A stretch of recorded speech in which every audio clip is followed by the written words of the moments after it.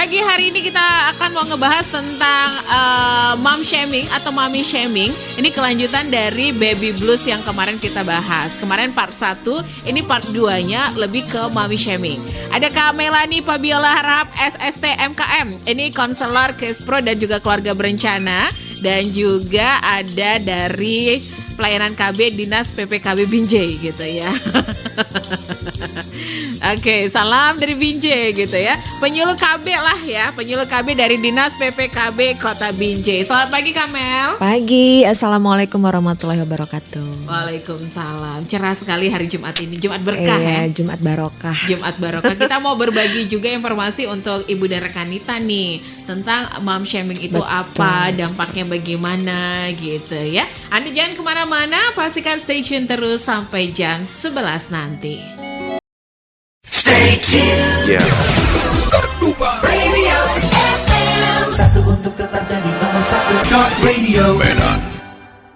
Ada Kak Melani Fabiola Harahap SST MKM. Ini aku perjelas lagi, Kak Melani selaku konselor Kespro dan keluarga berencana family planning ya Kak ya. Benar. Penyuluh KB Dinas PPKB Kota Binjai. Yes. Oke, lengkap lah udah ya. Pas banget yang mau kita bahas tentang mom shaming. Ini kelanjutan dari Baby Blues part 1 kemarin. Nah, mungkin banyak juga nih ibu dan rekanita yang bertanya-tanya, mom shaming ini apa? Apa yang kalian bahas? Dia shaming Bingung biasa kan orang dengarnya body shaming gitu ya. Ini kok ada mom shaming itu, gitu. Yang body shaming gitu kan. Ini kok ada mom shaming. Ntar habisnya ada lagi dad shaming. Iya juga ya. Baby shaming. Baby shaming ada sih sebenarnya. Ada emang makanya. Satu paket sih sebenarnya tuh ya. Sebenarnya ya. Berarti bukan hanya mom shaming aja, ada daddy shaming juga. Iya, baby shaming. Oke, sebenarnya mom shaming ini apa ini Kak Mel nih? Mom shaming ya, kalau kita penggal tuh ada mom itu berarti ibu ya kan. Okay. Kalau shaming itu kan mempermalukan, mengejek ya, menghakimi, mengkritik dan sebagainya. Jadi kalau kita artikan ya, mom shaming ini kira-kira kritikan atau menghakimi seorang ibu ya, sehingga membuat ibu merasa malu, membuat ibu merasa kesal ya, jengkel ya, stres ya. Dan itu biasanya dilakukan oleh orang untuk mengkritik pilihan ibu dalam mengasuh anaknya. Oh, lebih ke mengasuh anak, pola asuh gitu ya. Iya, jadi kebanyakan orang itu melakukan mom shaming ini, tapi perlu dibedakan ya. Sebenarnya tidak semua yang kita anggap mom shaming itu beneran mom shaming. Ya berarti kan? kita harus membedakan mana kritik, mana menghakimi gitu ya. Iya betul, artinya begini. Mengkritik juga kan sebenarnya ada caranya. Ada caranya. Supaya orang tidak merasa dikritik. Benar. Padahal sebenarnya tujuannya mungkin sama ya. Kebanyakan orang itu tidak sadar ketika melakukan mom shaming. Karena kebanyakan orang berpikir, apalagi sesama ibu ya, kita kan sama-sama ibu, sama-sama perempuan gitu ya. Waktu melihat seorang ibu menggendong bayinya, itu jarang ya orang berpikir untuk aku kritik deh nih orang gitu ya, jarang gitu ya. Aku hakimin deh nih caranya nggak bener gitu kan. Biasanya kan yang muncul itu adalah niat kepengen ngasih tahu sih. Ya kan, niatnya bagus, niatnya sebenarnya biasanya kebanyakan sih bagus ya, jarang-jarang tuh ada yang emang devil gitu ya, keluar nyari ibu. Paling yang kayak gitu ngelakuin yang benar-benar nggak suka sama nih orang gitu. Iya, subjektif gitu ya. Nah, kebanyakan tuh niatnya sebenarnya baik, mau bantu, mau ngasih tahu yang benar seperti apa gitu ya. Cuma kadang-kadang cara penyampaiannya ini tanpa sengaja membuat ibu merasa malu, merasa kayak ngejudge gitu ya, menghakimi gitu kan, membuat ibu jadi ragu-ragu, bener gak sih yang saya lakukan selama ini kan begitu ya. Padahal sebenarnya cara kita membesarkan anak, cara kita mengasuh anak itu gak ada loh satu metode yang benar-benar paling tepat. Ya kan, jadi semua itu sebenarnya ibu harusnya lebih tahu ya mana yang paling tepat buat anaknya. Tapi karena sekali, 2 kali, 3 kali, ya 10 kali orang selalu nyorotin masalah itu, akhirnya jadi ragu-ragu, jadi nggak pede deh si ibu. Takutnya juga ini salah berarti yang aku lakuin gitu ya. Jadinya akibatnya jadi stres. Yes. Nah tuh, jadi baby bluesnya yang harusnya 14 hari sudah bisa mereda, lanjut. Berkepanjangan. Nah, lanjut itu. ya. Jadi sebenarnya tidak semua sih yang kita anggap mom shaming itu benar-benar mom shaming gitu ya. Jadi kalau yang namanya mom shaming itu biasanya memang tujuannya memang untuk mengkritik si ibu, menghakimi si ibu kayak tadi kata Desi ya. Memang ada subjektif duluan ya sebelumnya ya. Ada unsur sentimen gitu ya. Jadi emang dengan sengaja melontarkan kalimat-kalimat yang membuat ibu merasa tidak enak. Dia gitu udah dapet ya. celah nih untuk menghayal. Iya, itu ya. Tapi kan ada juga yang sebenarnya bukan mau mom shaming ya, cuma mungkin cara penyampaiannya aja yang kurang pas, dan ibu memang sedang dalam 14 hari pertama itu kan hormonnya lagi bergolak ya. Nah, jadi gampang sensi, mungkin gampang kita nyampaikannya mungkin sebenarnya nyampaikannya juga mungkin biasa aja, tapi karena sensi tadi jadi mikirnya udah aja. Karena masa-masa kritis ini kan 14 hari pertama yang kita bahas kemarin ya, karena perubahan hormonnya masih masih luar biasa ya, belum kembali kepada kondisi yang normal. Tapi kan terkadang ada ibu-ibu juga yang seperti Kamel bilang tadi, penyampaiannya tadi ya, Iya. udah kayak langsung menyalahkan. Iya. Ini biasanya apalagi kalau dapat mertua yang dapat nih mertua yang ini, kayaknya langsung nyalahin, langsung nyudutin menantunya nih. Betul. Oh kayak gitu cara ngasihnya gini. Karena sering ngebandingin dengan pola asuh dia kemarin yang gitu, dulu yang menurut dia berhasil karena anaknya sehat-sehat, anaknya pinter-pinter, jadi orang semua gitu ya. Nah jadi biasanya tuh ya setelah dilakukan beberapa kali survei gitu ya, kritikan atau judgement yang paling sering diterima ibu itu paling banyak itu tentang cara mendidik atau mendisiplinkan anak. Oke. Nah baru kemudian cara merawat anak, cara memberi makan, cara memandikan, cara menggendong, tuh betul ya kan. Di bawahnya lagi ada jenis makanan atau nutrisi yang diberikan ke anak. Oh oke. Nah, kok dikasih itu? Iya. Ya kan. Nah, terus kok kemudian yang ini, kok yang itu gitu ya. Banyak nih. Kok susu kaleng? Kok nggak disusuin? Nah, gitu ya. Padahal dia nggak tahu perjuangan ibunya aslinya gimana gitu kan. Kemudian ada juga tuh selanjutnya adalah karena ibu bekerja. Oh iya. Karena ibu bekerja, kemudian anak diasuh oleh babysitter, oleh ART gitu. Kemudian kritikan berikutnya tentang metode melahirkan. Nih keseringan yang jadi korban ini ibu-ibu yang sesar, yang operasi, ya kan, seolah-olah kayak ya gimana ya, sepertinya belum jadi perempuan sejati. Bener, kalau belum melahirkan secara normal. Aku pernah gitu. dengar kata kayak gitu. Ini terkait dengan ada teman juga yang melahirkan, dia cesar, terus adalah cetukan di luar. Belum pernah ngerasain ibu sejati tuh kalau belum lahir normal. Cesar gampang bisa diatur, nggak sakit. Nah ini gitu. Padahal kan yang denger langsung nangis loh. Ya, iya bener kan, karena kita tidak tahu apa yang dilaluinya kan, sehingga dia harus operasi kan. Karena memang awalnya dia pengen normal, cuman dokter menyarankan jangan, nggak bisa dia normal, harus cesar. Kan dia pengennya normal gitu kan, tapi dengan omongan orang kayak gitu kan istilahnya langsung membuat hatinya yang langsung. Dan itu biasanya disampaikan pada 14 hari pertama ya. Makin jadi nih. Makin jadi dia. Nah kemudian tadi yang kita bilang tadi deh, setelah itu ada juga nih ibu yang dikritik tentang cara pemberian ASI. Atau cara pemberian susu formulanya. Gitu ya kan. Kemudian dikritik tentang bahkan cara menidurkan anak, pola tidur anak ya, dan terakhir perubahan fisik setelah melahirkan. Nah ini adalah urutan kritikan dari yang paling banyak sampai yang paling sedikit, yang paling kena nih, yang paling kena, yang paling bikin baper. Tapi masalah perubahan fisik juga sensi loh Kamel. Ya jelas, ya jelas. Apalagi perempuan ya kan. Iya, apalagi kalau misalnya sebelum menikah body pragawati ya. Body goals gitu ya. Nah, setelah menikah melahirkan, namanya udah bongkar mesin ya. Nah itu dia, ya kan. Jadi kadang-kadang kalimat-kalimat yang dilontarkan ini dengan gaya bercanda gitu ya, kita ngerasa nggak ada niat mau nyakitin sih, ya kan. Cuma sebenarnya dampaknya ke ibu nih yang fatal ya, yang berat gitu.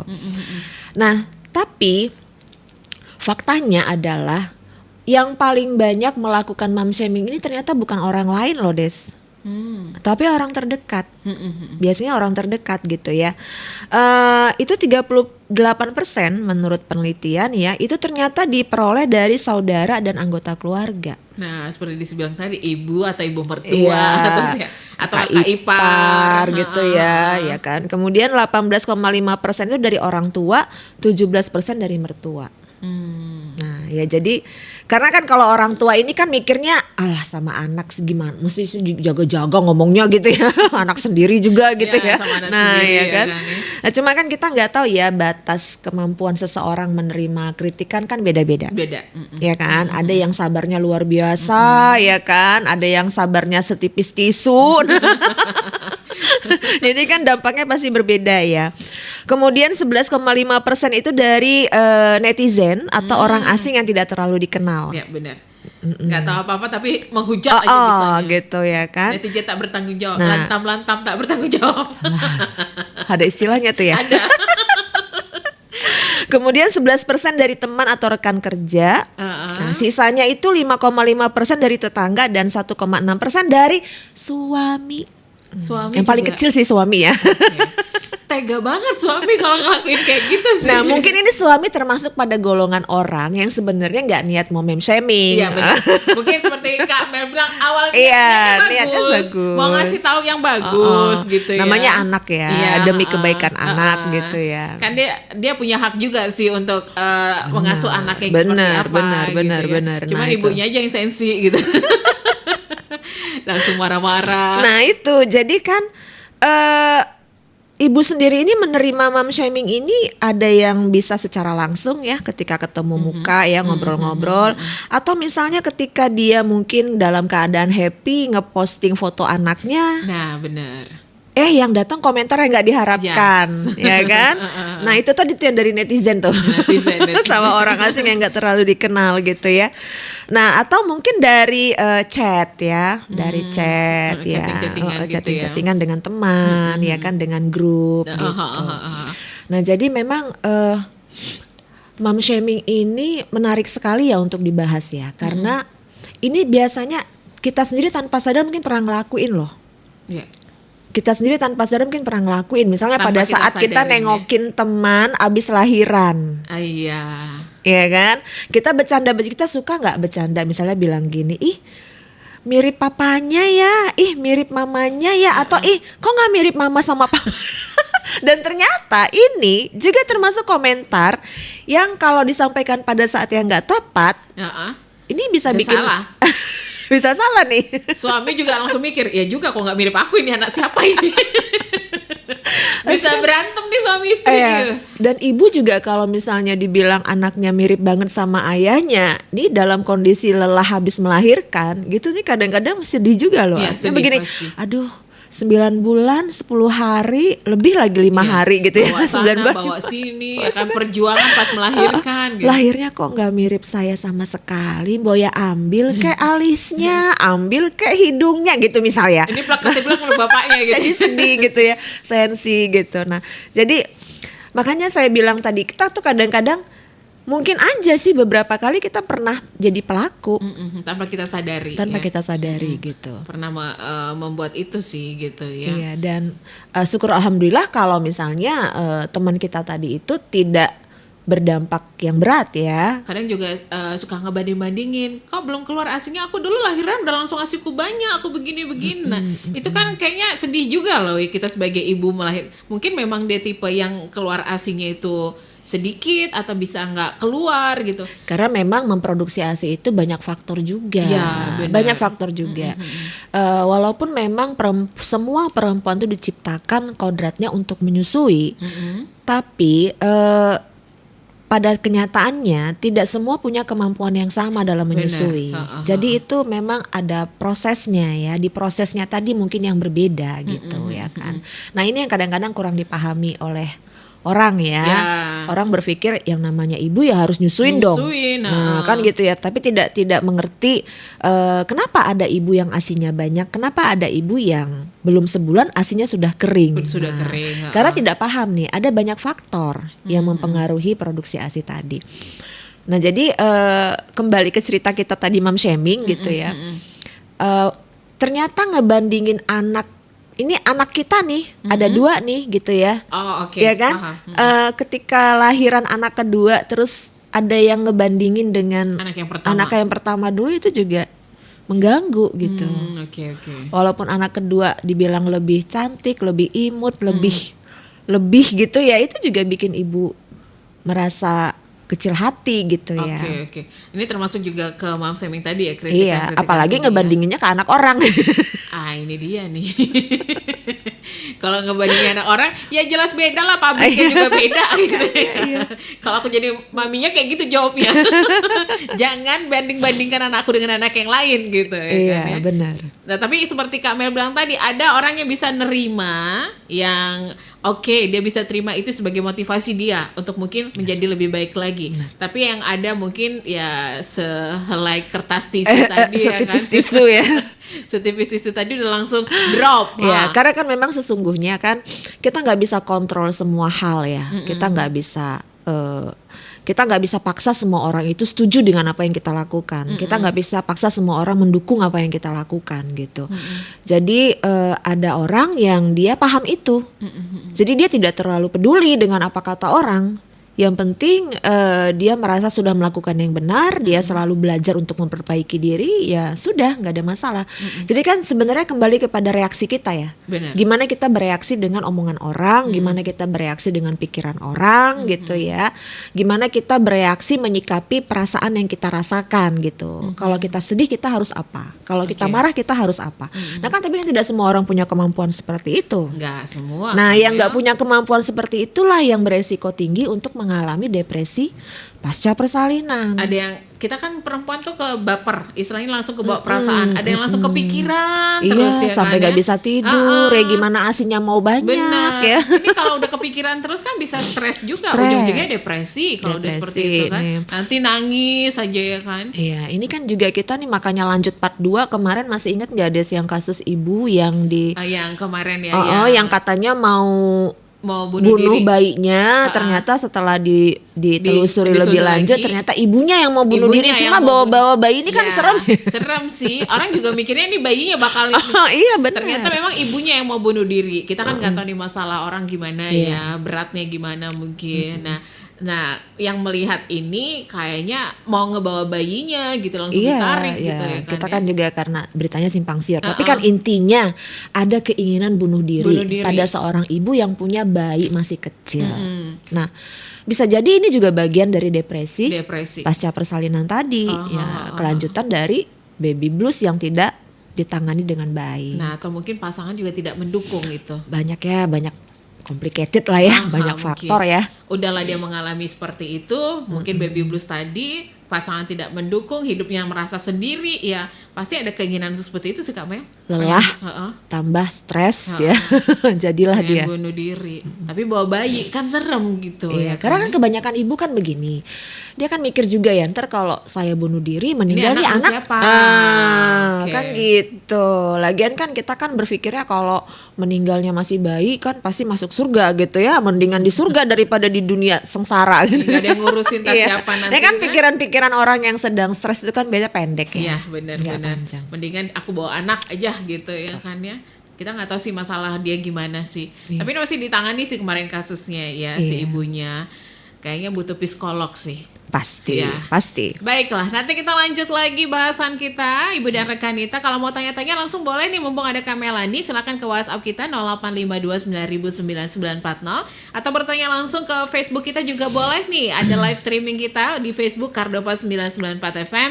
Silakan aja kalau bertanya langsung tentang mom shaming, bagaimana penanganannya, seperti apa, silakan. Nanti kita tungguin aja, tetap stay tune. Stay tuned. Kardopa Radio FM. Satu untuk tetap jadi nomor satu. Talk Radio Medan. Kita kembali lagi Ibu dan Rekanita. Masih di program Varia Wanita. Kita jangan lupa untuk live Facebook kita di Facebook Kardopa 994 FM. Dan kita masih lanjut lagi untuk bahasan kita pagi hari ini terkait mom shaming. Masih bersama Kak Melani tentunya ya. Lanjut lagi nih. Nih, thank you banget, aku sudah ada yang masuk nih untuk via WhatsApp nih Kamel. Ada Ayu nih baru punya anak 1 nih katanya. Ya. Selamat. Kemarin sempat ngerasain sih yang namanya baby blues, bawaannya pengen marah-marah, pengen jauh-jauh dari bayi, dia bilang sih ya. Masa Tapi adaptasi. masih adaptasi, bener. Kemarin bayinya yang ngurus tuh ibunya, dia bilang kan ya. Nih aku mau tanya tentang mom shaming, bagaimana cara kita menghadapi kalau orang yang selalu sering ya mengatain atau mengejek kita, termasuk mom shaming tadi. Cara kita menghadapinya gimana gitu. Sebenarnya ini memang mau kita bahas Ya, ya di sesi benar. berikutnya ya. Gak apa-apa nih kita loncatin ya. Oke. Boleh. Nah, jadi sebenarnya kalau kita menghadapi kritikan ya, kita merasa itu mengganggu buat kita gitu ya. Ini kemarin kebetulan sempat ibunya yang ngurus anaknya, karena mungkin anak pertama ya, belum siap secara mental juga sih kali ya Kak Mel ya. Iya. Yang pertama perlu dipahami bahwa semua perempuan itu sudah pasti pantas jadi seorang ibu. Jadi yang pertama kita pasang di mindset kita adalah apapun kata orang, apapun kritikan orang, yakinlah, percayalah, Tuhan percaya. Tuhan aja percaya gitu loh. Menciptakan perempuan itu memang pantas untuk jadi ibu. Kalau nggak diciptakan satu set dengan payudara untuk menyusui ya. Bener. Ya kan? Tuhan percaya dengan cara menitipkan tadi. Bener. Kalau nggak bakal dibuat hamil Ya. atau gimana. Jadi mau kita itu hamilnya kemarin karena insem, karena bayi tabung, atau ini anak adopsi gitu ya, kita tetap seorang ibu. Mau anak ini lahirnya normal, Atau lahirnya seksio, seksio, kita tetap ibu. Mau anak ini dikasih ASI ya, mau anak kita kasih susu formula ya kan, kita tetap ibu.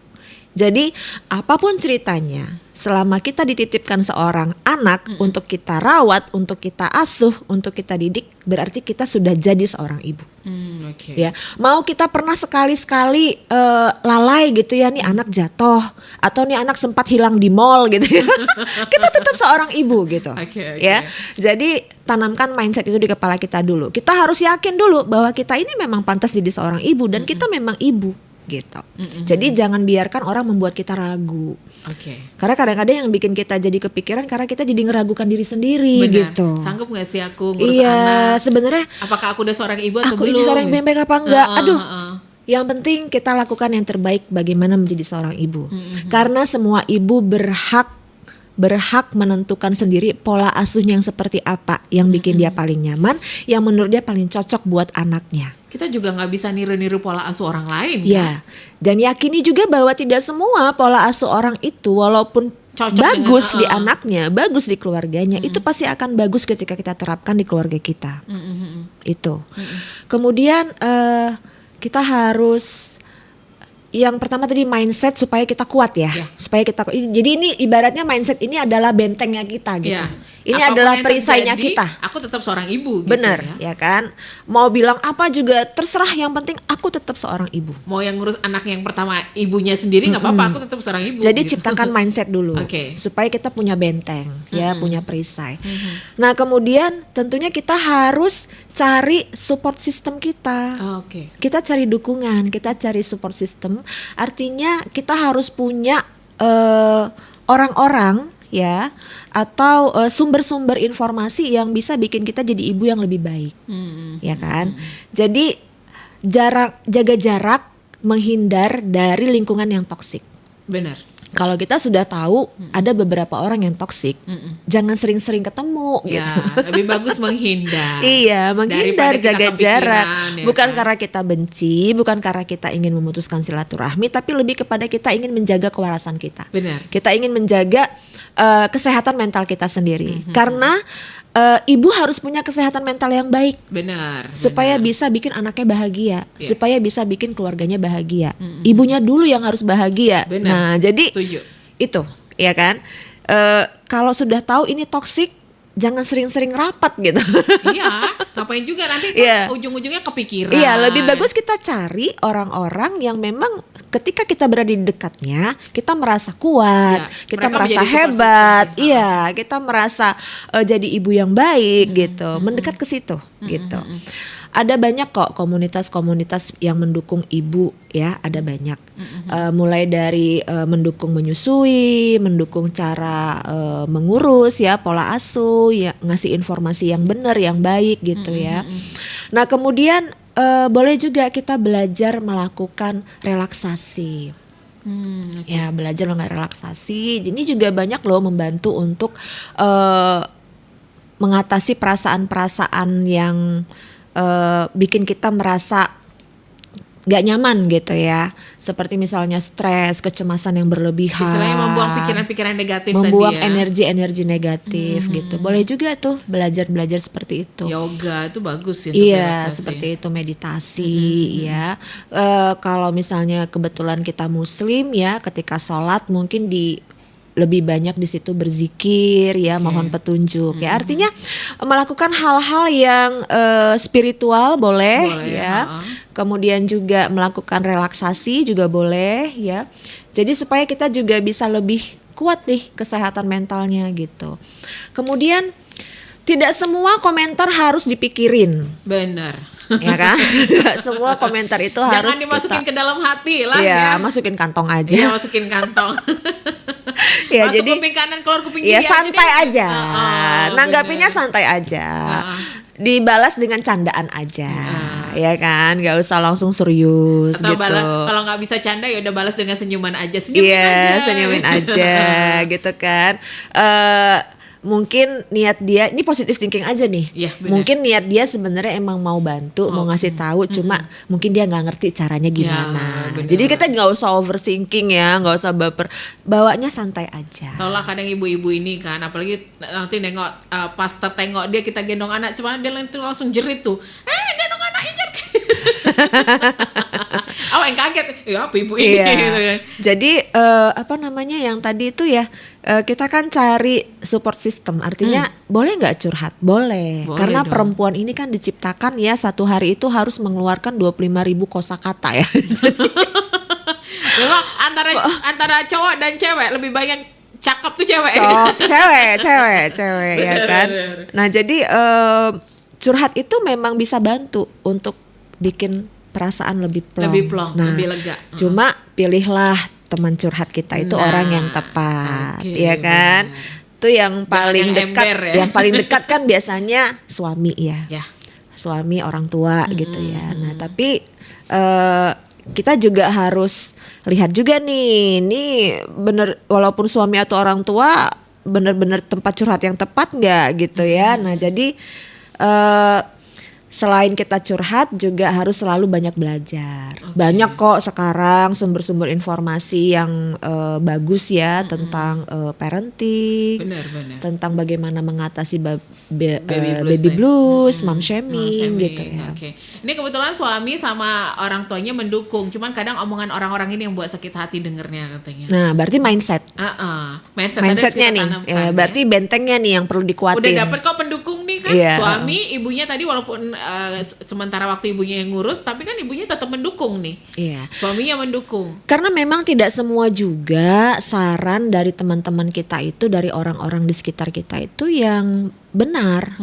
Belum tentu juga semuanya itu paling tepat buat kita. Karena sebagus-bagusnya pola asuh orang lain, ketika diterapkan di keluarga kita itu belum tentu cocok. Kan kita yang paling tahu ya Kita apa yang yang tahu sendiri diri Iya, kita. kita yang paling paham gitu ya. Jadi mindsetnya nih yang harus dikuatin, Benar. bentengnya ditebelin gitu ya kan. Jadi mau pakai peluru apapun membal ya. Serah orang mau ngomong apa. Mindsetnya bahwa semua perempuan itu pantas jadi ibu. Oke. Tuhan aja percaya loh nyiptain perempuan, nitipin untuk jadi ibu, masa kitanya nggak percaya. Sudah dititipkan anak juga Iya, kan. harus Tuh, percaya, harus mindsetnya percaya. dulu dikuatin Percaya gitu. diri lah ya. Nah ini tadi Bu Ayu ya, Bu Ayu beruntung punya support Suami. system Itu ya, lah tadi punya udah ada pendukungnya tadi, support systemnya ada suami, suaminya, orang tua yang selama ini selalu mendukung. Cuman ya. kadang omongan orang deh, bilang dengernya bikin sakit hati, katanya yang Iya. inilah yang itu. Nah gitu. itu berarti mindset. Oke. Nah, kemudian ya tadi mungkin boleh juga tuh belajar relaksasi ya Relaksasi. untuk bantu nenangin Oke. pikiran, membuang energi negatif ya, ngambil energi positif lebih banyak lagi gitu. Kadang kalau dengar omongan-omongan orang katanya suka nangis. Ya, gitu. nah omongan-omongan orang yang bikin kita khawatir, yang bikin kita sedih, ini boleh kita cari tahu informasi yang sebenarnya seperti apa sih?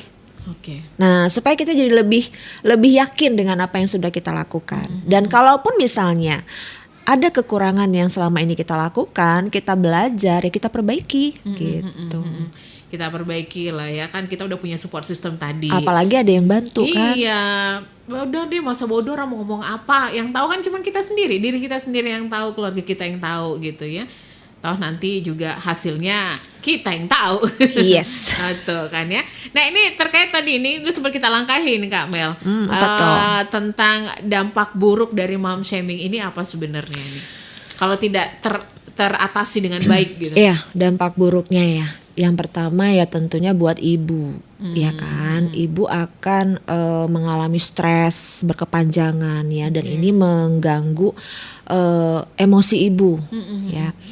Ini akan membuat ibu jadi lebih lemah. Daya tahan tubuhnya lebih lemah ya, ibu jadi gampang sakit ya. Namanya kalau kita stres tuh biasanya kan susah tidur. Benar. Ya kan, nggak Kadang nafsu makan. Makan juga nggak selera. Malas gitu. ngerawat diri. Nah, ini akan berdampak juga nanti ke bayinya. Benar. Ya kan? Ibu yang kelelahan, ibu yang stres, sudah pasti produksi ASINya akan berkurang. Oke. Ya. Sudah pasti membuat ibu berkurang minatnya untuk mengurus bayinya. Oke. Ya kan? Ini juga bisa pengaruh kepada bayinya. Bayinya akan jadi lebih rewel. Bayinya akan lebih rewel, kemudian akan berujung nanti kepada ibu mulai melakukan hal-hal yang mengkhawatirkan ya, seperti menyakiti dirinya sendiri, menyakiti bayinya ya, menarik diri dari lingkungan ya, suka menyendiri. Jadi mom shaming ini membuat ibu jadi merasa tertekan, membuat ibu merasa jadi tidak pantas menjadi seorang ibu, meragukan kemampuannya menjadi seorang ibu ya. Dan di satu sisi sebenarnya ibu kan sayang banget ya sama anaknya ya. Iyalah. Jadi ketika ibu merasa kecewa pada dirinya sendiri, merasa benci pada dirinya sendiri, ini pasti akan berdampak pada cara ibu mengasuh anaknya gitu. Jadi ibu kenapa ibu menolak menggendong bayinya, menolak mengurus bayinya, karena dia takut nanti bayinya malah jadi semakin Oh, paham Kak. jadi kan ketika dia merasa dia bukan ibu yang baik Iya. ya, dia tidak percaya dia mampu merawat bayinya. Jadi dia Akhirnya lebih dia bagus menolak ya? menolak gitu, daripada nanti bayiku kenapa-kenapa. Oke. Karena gara-gara pernah dikritik cara menggendong, akhirnya nggak mau gendong lagi gitu Takut, kan. Ya, ya. udah biar aja lah orang lain yang menggendong. Takutnya ntar kalau aku yang gendong jatuh. Nah tuh kan. Takutnya kenapa gitu. Iya Jadi gitu. nggak mau ya. Oke. Nggak kayaknya bener kayak kata ibu yang kemarin itu, kayaknya kenapa bayiku sering rewel, mungkin ASIku nggak bagus. Ya udah daripada ntar aku susuin anakku jadi sakit, ya nggak apa-apa, biar aja susu kaleng. Oke. Biar aja neneknya yang kasih susunya. Nah ini nih yang kadang-kadang cara berpikir ibu yang sedang stres akibat mom shaming ini orang nggak paham ya. Jadi orang berpikirnya nggak sayang sama bayinya gitu. Padahal Ya, pasti mikirnya gitu. Padahal itu muncul akibat ibu terlalu khawatir dengan kemampuannya gitu. Takut bayinya kenapa-kenapa, itu yang bikin dia jadinya menolak untuk mengurus bayinya sendiri. Orang mikirnya pasti gitu, nggak sayang sama bayinya, nggak sayang ini. Gitu. Nah kebayangkan beban berat pikiran ibu yang seperti itu ya. Ya kita mikirnya kejadian yang kayak ibu kemarin. Pasti kita mikirnya ini ibu nggak sayang sama anaknya. Iya, padahal gitu, mungkin bukan begitu yang terjadi gitu. Oke, baiklah. Tuh dampak buruknya sangat luar biasa nih ya. Berimbas kepada kemana-mana sih Kak Mel. Bukan Ya, hanya iya, kepada bayinya benar. juga, pada dirinya sendiri juga nih. Iya, jadi mom shaming ini kan larinya kan ke mental ya. Ya. Larinya kan ke pikiran ya, larinya lebih kepada stres psikologis ya. Nah cuma stres psikologis itu kan seiring sejalan dengan fisik juga gitu. Jadi ketika ibu stres ya, daya tahan tubuhnya pasti menurun, produksi ASINya juga pasti berkurang ya kan. Kemudian karena ibu stres, ibu jadi mereject semua informasi-informasi, jadi malas belajar, ya kan? Jadi tidak hilang kemauannya untuk bagaimana bisa menjadi ibu yang baik. Semangatnya hilang gitu. Ya, oke. Kehilangan semangat gitu ya. Oke. Karena terlalu fokus dengan stres yang didapatkan akibat mom shaming tadi. Tuh, aku pernah lihat ada sebuah film sih, masalah kayak gini nih. Dia itu berdiam diri, nggak mau ngurus anaknya, nggak peduli sama anaknya, itu bisa berarti ke mom shaming tadi ya, Nah Kamel, iya, ya. itu tadi karena memang reaksi orang terhadap mom shaming kan beda-beda, ya kan? Jadi ada yang dia jadi menarik diri, diem aja, nggak cerita Anaknya ke nangis kayak manapun siapa-siapa. nih, ibunya diem aja nih, nggak. Iya, Waktu itu film apa aku lupa, ada tuh film barat. sampai pada Anaknya nangis, dia cuek aja, diem aja, santai dia. itu kan. ibaratnya sudah sampai pada level capek banget kali ya. Kali ya mungkin Capek ya. banget kali ya. Nah jadi mom shaming ini kan reaksinya beda-beda. Ada yang dia jadi menarik diri, ya, nggak mau cerita, diam aja pokoknya semua Iya, dipendam, dia maju. semua dipendam sendiri gitu. Ada juga yang marah. Jadi begitu orang melontarkan kata-kata yang menurut dia itu mom shaming, bikin dia nggak enak, dia langsung Marah. jawab aja. Nah kan ada orang yang spontan ya, seperti itu ada ya. Nah jadi mungkin bagi yang pelaku ini langsung jerak ya. Nggak berani lagi nih, langsung kena mob. Apa tuh namanya? Langsung kena mental ya. Ya mau yang ngomong langsung kena mental, Iya. bisa nggak mau ngomong lagi. Iya betul. Tapi apakah setelah melampiaskan emosinya lantas ibu akan baik-baik saja kan belum tentu Belum juga. tentu. Nah, ya, jadi kayaknya kurang baik juga ya kalau ketika orang mom shaming terus kita merasa nggak enak langsung kita emosi ya, karena yang namanya orang kalau emosi pasti ada juga ngaruhnya ke dalam gitu ya. Nah ada juga orang yang dia menanggapinya santai ya kan, oke. ya oke. Terus dia pikir oke saya akan cari tahu yang sebenarnya seperti apa ya kan. Terus dia belajar, dia cari tahu mana yang benar ya kan. Nah jadi reaksi orang beda-beda. Beda-beda. Nah reaksi yang beda-beda ini juga kan dampaknya akan beda-beda. Beda-beda Nah lagi. gitu ya. Kalau orang yang dia pendam sendiri, dia nggak cerita sama siapa-siapa, dia Ini menarik yang bahaya diri, nih, ini yang- makan dalam nih istilahnya nih. Ini yang bahaya nih, Ini diam-diam. bisa bahaya gitu kan. Nah ini bisa jadi malah meningkatkan potensi depresinya Iya. karena semua dia pendam sendiri kan. Takutnya juga imbasnya itu tadi, ingin mengakhiri hidupnya dan sekaligus anaknya Iya. nanti dibawa gitu Iya. kan. Takutnya yang diam-diam makan dalam. Tadi saya bilang makan dalam. Nah mungkin kenapa orang melakukan hal itu ya tadi kayaknya Des mungkin tidak seberuntung Bu Ayu. Ya kan? Ada support sistemnya Iya, tadi ya. mungkin merasa tidak punya support system, merasa sendiri. merasa sendiri. Oke. Tidak dapat dukungan. Makanya ya mau ngomong ke siapa gitu. Nanti kalau misalnya cerita ke suami, cerita ke mertua, cerita ke orang tua malah Disalahin. ditambah gitu. Malah ditambah disalah-salahin, diceramahin ya. gitu Benar, ya. diceramahin. Jadi memang yang terbaik itu adalah bawa santai aja. Sebenarnya. Bawa ya. santai aja, positive Sekaligus- thinking aja. sekaligus kita belajar ya, Kak Anggap Melis, ya. aja itu sebagai kritik atau jadi motivasi buat Motivasi, kita untuk belajar lagi, cari tahu lebih banyak lagi, memperbaiki apa-apa yang selama ini mungkin masih kurang baik gitu. Oke, ini waktu kita nggak banyak lagi nih Kamel. Apa yang seharusnya ibu lakukan agar bisa selamatlah dari dampak buruk mom shaming ini? Iya. Ini tanpa kita sadari banyak loh yang kejadian di ibu-ibu sekarang ini, Iya. apalagi ibu zaman sekarang nih. Mungkin sebelum ngasih saran ke ibu-ibu yang pernah jadi atau mungkin bisa jadi suatu hari mengalami mom shaming ya, saya ingin ngasih saran dulu buat kita semua nih, supaya jangan jadi pelaku mom shaming. shaming, Iya. bener. Jadi mungkin pada saat kita nengokin temen baru lahiran ya, tolong diingat tuh masih ada potensi baby blues dalam 14 hari pertama, karena itu masa-masa perubahan hormon yang sangat luar biasa ya. Jadi kalau misalnya kita bingung mau ngomong apa, lebih bagus kita diam. Jadi walaupun ada hal-hal yang rasanya aneh gitu ya, Diam aja deh. lebih bagus kita diam ya.